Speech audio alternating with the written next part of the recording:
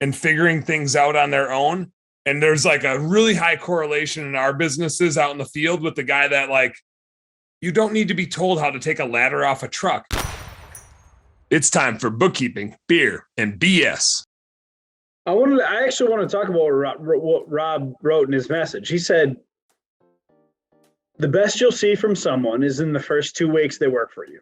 If it's not great, then it will never be. And honestly, Rob, I gotta say, first time ever, I disagree with you. And I'm not trying to be, I don't want to be conflictional in what I'm saying or how I'm saying it, but here's my point to that. People take jobs, especially in your guys' industry, they take jobs to make money and do great things, but they might not know what they're getting into. And don't get me wrong, effort, he just wrote, at least from the effort perspective, 100%, the effort perspective absolutely can outline right in the first 2 weeks when someone works for you. But my key to business owners would be this.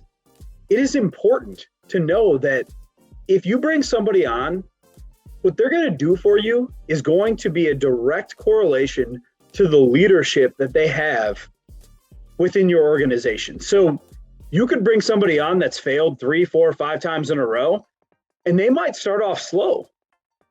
But if you give them the right leadership where they've never had before, they actually might be able to succeed in your business. And I've seen it a million times in my business owners and the people that I work with on a day-to-day basis, where they bring someone in that they've been hopping around, they've been having a hard time getting things done.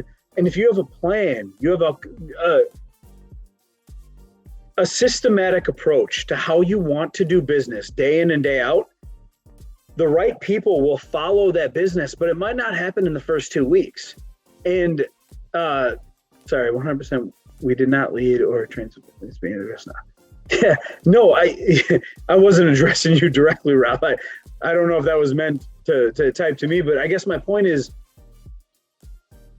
people do good work.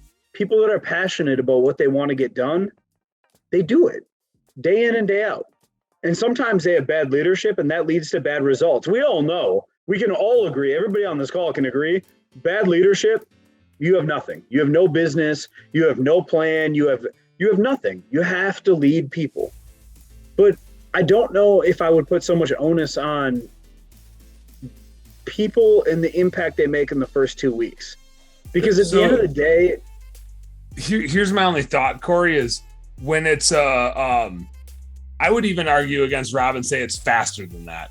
If it's out in the field, if it's a home cleaner, a window cleaner, a pressure washer, a landscaper, a pest control person, I think in the first 4 hours you can tell.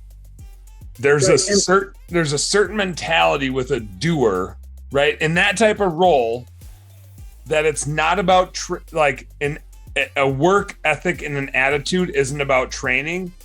You can see it immediately in like, do they wait to be told what to do, or do they start going and figuring things out on their own?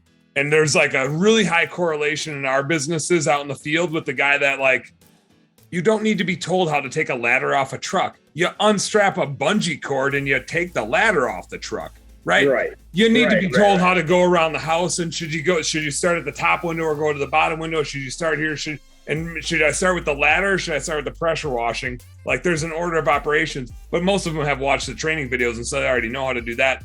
But then when you get them out to the job, when they're on the back side of the house, do they walk around with their cell phone in front of them and walk to the vehicle and take a minute to walk to the vehicle? Or do they run up the hill and get to the vehicle in 20 seconds and they jog back and they're back within 40 seconds and they're back up the ladder working again? Like you can tell really quickly if somebody is productive or not productive.